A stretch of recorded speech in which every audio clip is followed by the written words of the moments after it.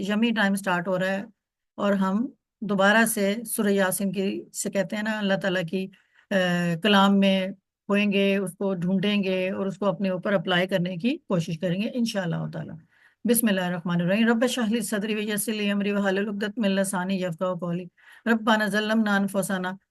وَإِن لَّمْ تَغْفِرْ لَنَا تَرْحَمْنَا لَنَكُونَنَّ مِنَ الْخَاسِرِينَ سُبْحَانَكَ لَا عِلْمَ لَنَا إِلَّا مَا عَلَّمْتَنَا إِنَّكَ أَنتَ الْعَلِيمُ الْحَكِيمُ۔ آمین ثم آمین یا رب العالمین۔ Again, Surah Yasin is most amazing surah of in this world. اس کو جب ہم نے ڈیپتھ میں اسٹڈی کیا تو دین پتہ چلا ہے کہ یہ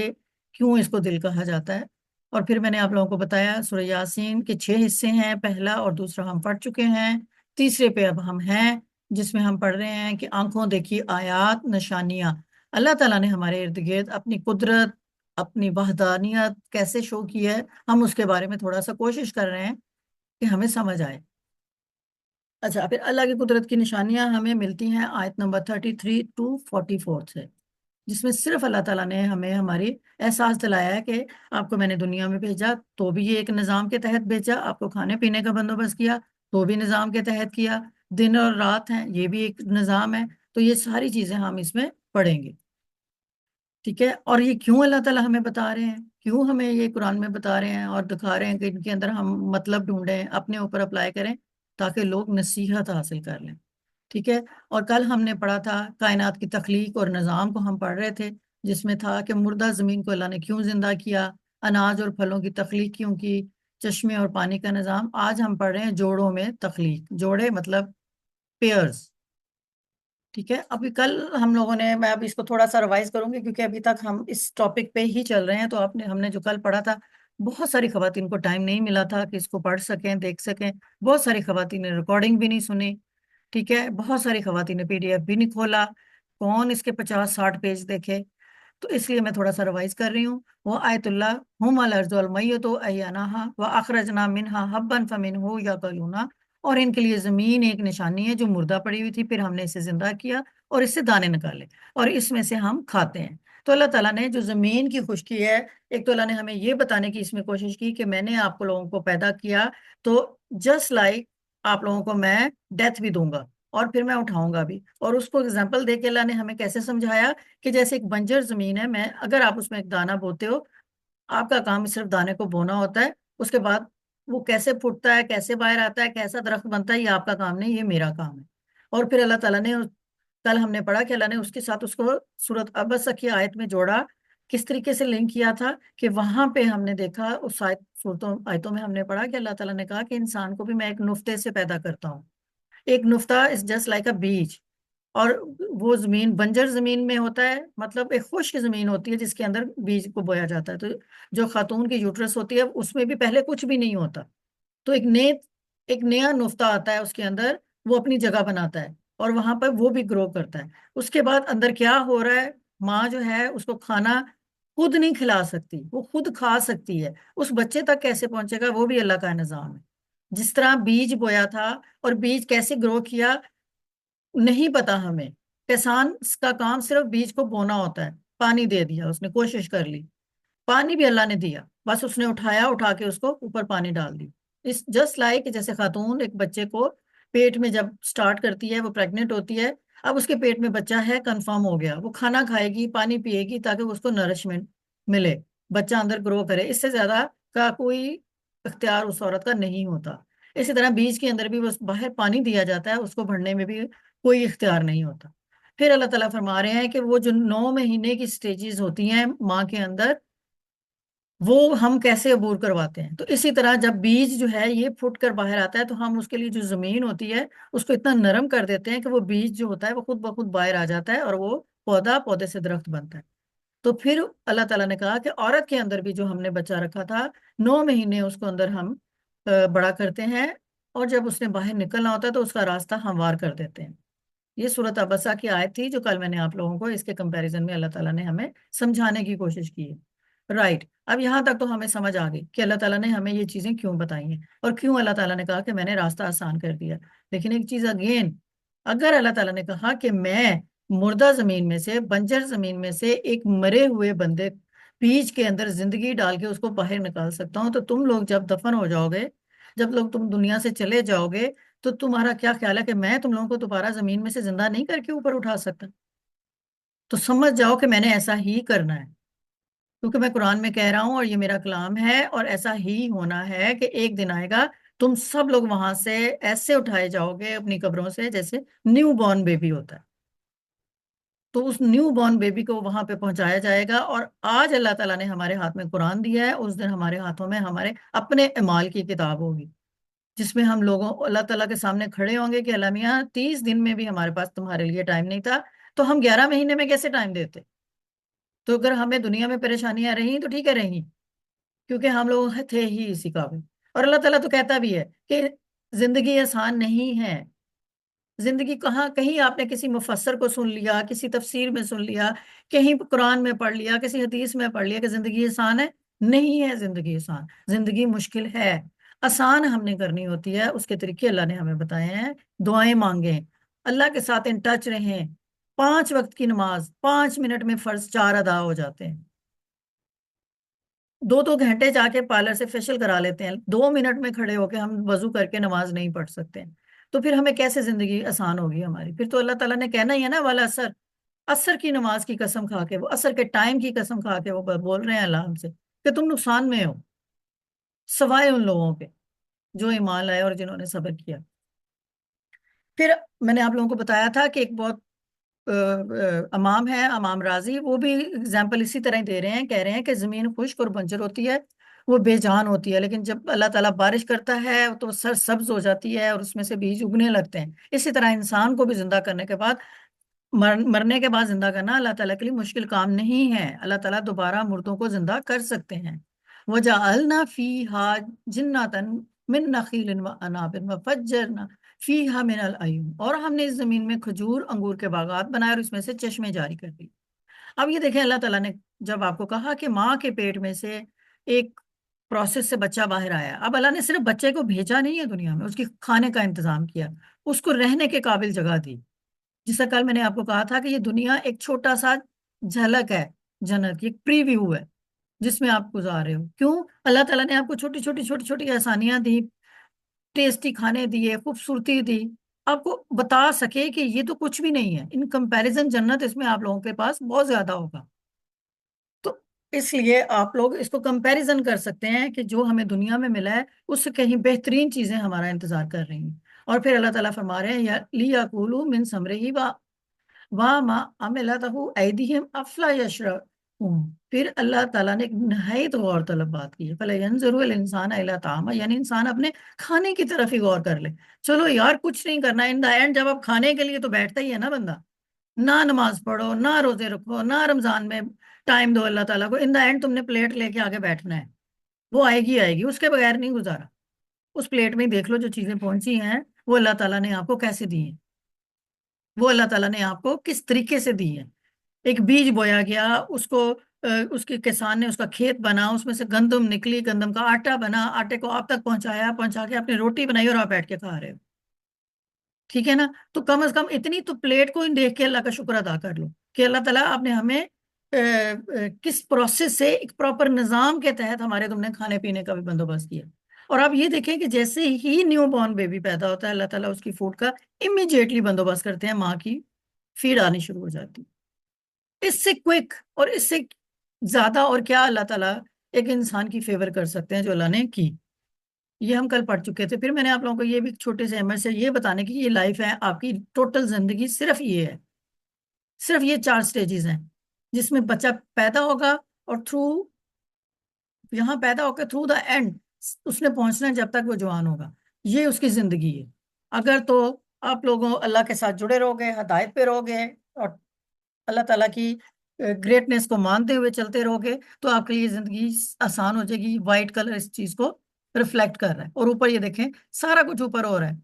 زندگی اوپر ہے، پھل اندر اوپر ہے، درخت اوپر ہے، ایوری تھنگ، لیکن نیچے کیا ہے؟ نیچے یہاں سے ہم نے ختم ہوتے ہوتے ہوتے قبر میں آ جانا،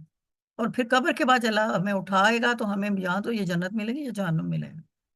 تو یہ ٹوٹل زندگی ہے آپ کی۔ اتنی چھوٹی زندگی کے ایک چھوٹے سے پیج میں میں نے اس کو کلیئر کر دیا. آج جو ہم پڑھیں گے وہ ہے سبحان اللہ زی خلق الازواج کلھا مما تنبت الارض ومن انفسہم ومما لا یعلمون. پاک ہے وہ ذات جس نے تمام جوڑے پیدا کیے ان چیزوں میں سے جنہیں زمین اگاتی ہے اور خود ان جانوں میں سے اور ان چیزوں میں سے جنہیں وہ نہیں جانتے. اب جو سبحان ہے نا، سبحان اس کا روٹ ورڈ ہوگا سین با اور ہا، ٹھیک ہے نا. اور اس کو عربی میں کہتے ہیں صبح کو. ایک آپ پانی کے اوپر نا کوئی کشتی ڈال دیں، کوئی لکڑی ڈال دیں، دیکھیں وہ فلوٹ کرے گی، وہ ڈوبے گی نہیں. تو اللہ تعالیٰ کہ یہ یہاں پہ جو ورڈ ہے سبحان، اس کا مطلب ہے پاک ہے، کہ اللہ تعالیٰ کے جو نام ہے نا وہ سب سے اعلیٰ ہے، اس کے نیچے سب کچھ ہے. اب وہ جو فلوٹ کرتی ہوئی کشتی ہوتی ہے، لکڑی ہوتی ہے نا، اس سے اوپر کچھ بھی نہیں ہو سکتا. اس کے اوپر کچھ چیز رکھیں گے تو وہ پاسبل ہی نہیں ہے، وہ پھر ڈوب جائے گی، وہ بھی پھر نیچے آ جائے گی. تو اللہ تعالیٰ کا یہ سبحان کا ورڈ عربی میں اس لیے یوز ہوا کہ اللہ تعالیٰ کی جو ذات ہے اس سے اوپر کچھ نہیں، ہم سب نیچے ہیں، ہم سب اس ذات کے انڈر آ رہے ہیں، اور ہماری اتنی اوقات نہیں ہے کہ ہم اس سے بڑھ کے کوئی بات کر سکیں.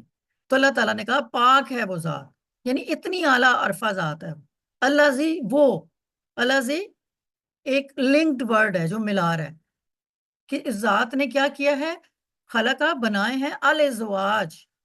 تمام جوڑے. اب دیکھیں، اب یہاں پہ اگر ہم کہیں تمام جوڑے اللہ نے بنائے ہیں، تو یہاں پہ تمام نہیں، یہ تو میں نے ایز اٹ از اس لیے آپ کو یہاں پہ لکھ کے دیا کیونکہ آپ کو ترجمہ یہاں ایسے ہی ملے گا تفاسیر میں. لیکن اب دیکھیں خلق ازواجا کلھا، اگر اللہ تعالیٰ نے ہر چیز کے جوڑے بنائے ہوتے تو کوئی چیز سنگل ہوتی نا، ٹھیک ہے نا. لائک ایگزامپل کے طور پہ میں آپ کو بتاتی ہوں، میں کہتی ہوں کہ میں نے اپنی بیٹی کو ہر چیز، ہر شاپنگ کرا دی، تو کیا دنیا میں جو چیزیں ہیں میں نے سب کی شاپنگ کروا دی؟ ٹھیک ہے نا. تو میں نے ہر کی مطلب تھا کہ کچھ چیزوں کی شاپنگ کرائی، کچھ کی ابھی باقی ہے،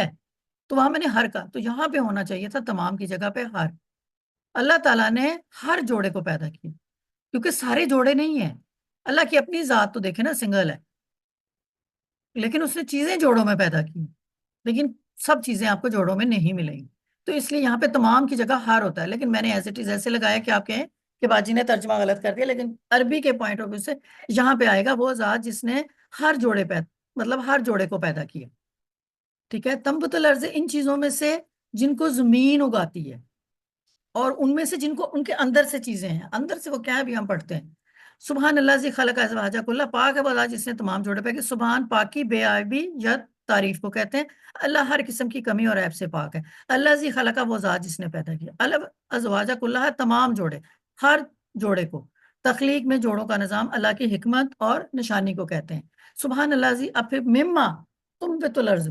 اب کہتے ہیں کہ ان چیزوں میں سے جنہیں زمین اگاتی ہے، زمین پر اگنے والی نباتات میں جوڑے ہوتے ہیں، پھول، پھل، بیج، نر اور مادے اور پودے.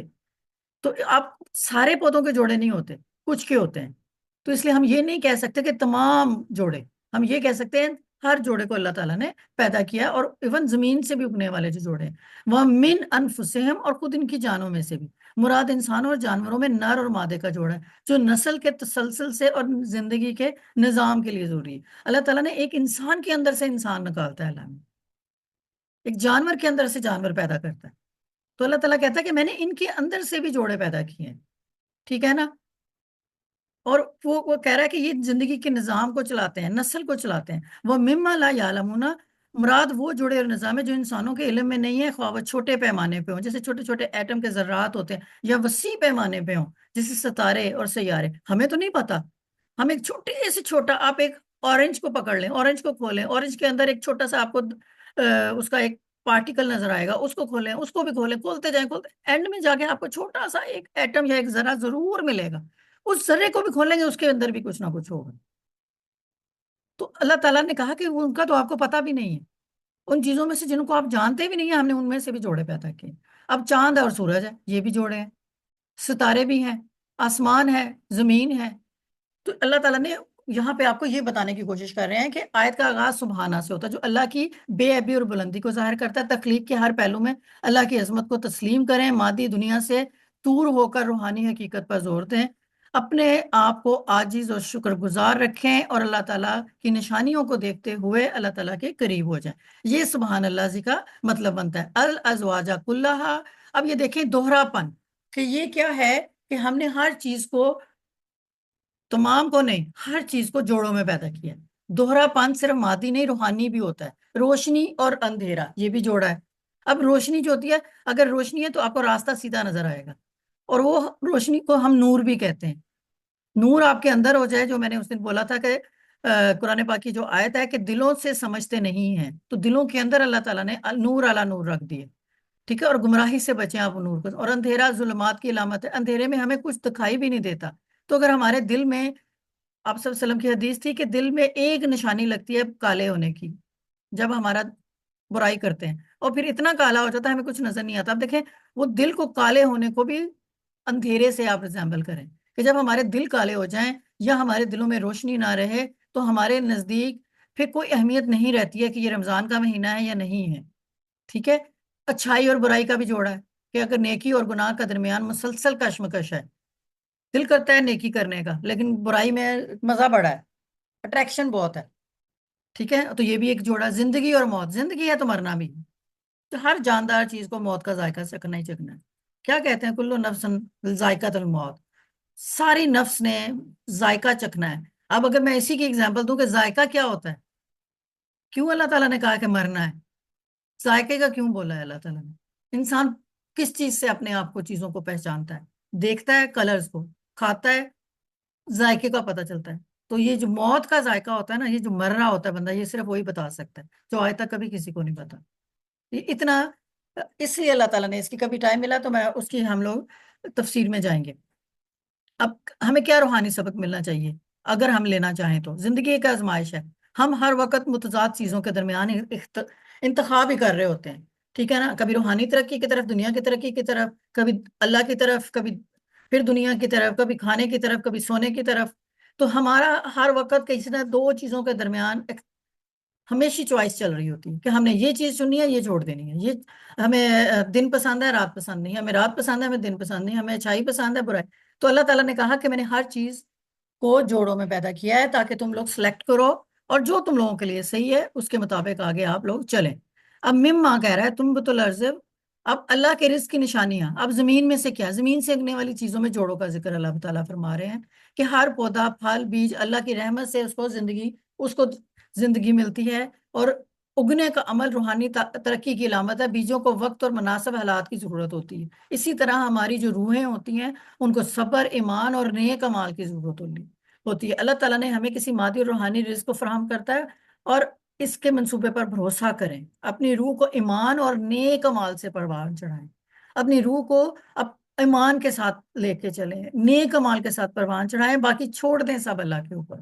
وہ آپ کو اللہ تعالیٰ دنیا میں کتنی نعمتیں دیتا ہے، اللہ آپ کو کیسے سکون دیتا ہے، اللہ آپ کو صحت کیسے دیتا ہے، ریسٹ آف آل چھوڑ دیں اللہ کے اوپر۔ ایک کام کر لیں، اپنی زندگی میں ایک مقصد بنا لیں، اور وہ مقصد آپ کو جنت میں جانے کا ہونا چاہیے۔ اس کو سامنے رکھتے ہوئے اپنی روح کو نرش کریں، نیک اعمال سے، اللہ کے کلام سے، اللہ کی عبادت میں۔ پورا دن نہ کریں، ہر وقت نہ کریں، کچھ ٹائم نکال لیں، ایون دو کہ وہ بھی اگر آپ نہیں نکال لیں گے تو پھر وَمِنْ أَنفُسِهِمْ، ٹھیک ہے نا، ان کے اندر اللہ نے کہا نا کہ کیا ہے جو وہ نہیں جانتے۔ اب یہ دیکھیں، جسم اور روح، جسم تو ایک عارضی چیز ہے، ٹھیک ہے نا، اور روح جو ہے وہ ہمیشہ رہنے والی چیز ہے، اور نفس ہوتا ہے ہمارے اندر کی خواہشات ہوتی ہیں، انا ہوتی ہے، ٹھیک ہے نا۔ اب ہمارا جسم ہوتا ہے، ہم اس کو نرش کرتے ہیں، اس کو کھلاتے پلاتے ہیں، اس کو ریسٹ کرتے ہیں، ہم کہتے ہیں کہ نہیں وہ دکھنے میں بھی اچھا ہو، لکنگ میں بھی سمارٹ ہو، موٹا بھی نہ ہو، پتلا بھی نہ ہو، اور ہر اس کے اوپر جو کپڑے پہننے ہیں اس کی سجاوٹ، لیکن روح کی سجاوٹ نہیں کرتے۔ حالانکہ اگر ہم روح کو سنوار لیں تو ہم آٹومیٹکلی، ہماری لکس بہتر ہو جائیں گی، ہماری مادی چیزیں آٹومیٹکلی ہمیں اچھی لگنی شروع ہو جائیں گی۔ لیکن جن کی روح بیمار ہوتی ہے وہ شکل سے کتنا میک اپ لگا لیں، وہ بیمار نظر آئیں گے۔ اپنی روح کو نرش کریں، اپنی روح کو اللہ تعالیٰ کے کلام سے نرش کریں، اپنی روح کو اپنے نیک اعمال سے، اور یہ وہ چیزیں ہیں جو آپ کے اندر ہیں، اور آپ کا کام صرف یہ نہیں کہ آپ نے کھا لیا پی لیا، واش روم چلے گئے، سو لیا، پھر کھا لیا پی لیا، چلے گئے، اٹھے، نہایا، کپڑے پہنے، نکل گئے۔ یہ صرف زندگی تو ایک جانور بھی گزارتا ہے، تبھی تو اللہ نے پچھلی آیتوں میں ہمیں بولا کہ اللہ تعالیٰ نے کہا کہ انسان جانور ہے بلکہ اس سے بھی بدتر ہے۔ تو اپنی روح، انسانوں میں روح ہوتی ہے جس کو وہ نرش کر سکتے ہیں، جانوروں میں روح نہیں ہوتی۔ جانور جسٹ ایک جانور ہوتا ہے جس کے اندر نہ عقل ہوتی ہے، اس کو جو کھلاتا ہے اس کا مالک کھا لیتا ہے اور کھڑا رہتا ہے۔ اب وہ کیا کہہ رہے ہیں، وہ مما لا یعلمون، اور وہ نہیں جانتے۔ تخلیق کے پہلوؤں کی طرف اللہ تعالیٰ کا اشارہ ہے کہ اللہ تعالیٰ کہہ رہے ہیں کہ اللہ تعالیٰ کے نے انسان کو پیدا کیا، اس کی بے شمار ہمارے سامنے نشانیاں ہیں، وہ روحانی بھی ہے، وہ کائنات میں کلیئر بھی ہیں، لیکن اپنے اندر تجسس ڈالیں، عاجزی ڈالیں، اور تسلیم کر لیں کہ اللہ تعالیٰ نے یہ سارا کچھ ہمارے لیے بنایا ہے، اور ہمیں ہر دن ایک نئی چیز سیکھنی ہے، ہمیں ہر دن اس کو، جو اللہ تعالیٰ نے ہم سے چھپایا ہے، ہمیں اس کو ایکسپلور کرنا ہے۔ تو اب اللہ تعالیٰ نے، پیچھے تو میں نے بھی آپ کو مطلب بتا دیا ہے کہ اب اللہ تعالیٰ کیا کہہ رہے ہیں کہ میں نے قرآن پاک میں کئی نعمتوں کو جوڑوں میں بنایا جس میں انسان کا جوڑا ہے، اور اس کی تصدیق اللہ تعالیٰ سورۃ نبا میں کر رہے ہیں، ہم نے تمہیں جوڑوں کی صورت میں پیدا کیا، پھر رات اور دن ہے، اور سورۃ نبا میں ہی اللہ تعالیٰ فرما رہے ہیں ہم نے تمہاری نیند کو آرام کا ذریعہ بنایا، ہم نے رات کو پردہ ڈھانپنے والی بنایا، ہم نے دن کو معاش کا وقت بنایا۔ یعنی یہ رات اور دن بلا وجہ نہیں ہے،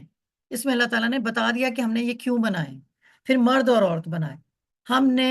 ہر چیز کے ہم نے جوڑے بنائے تو کہ تم نصیحت حاصل کرو، ایک مرد اور ایک عورت، میاں اور بیوی،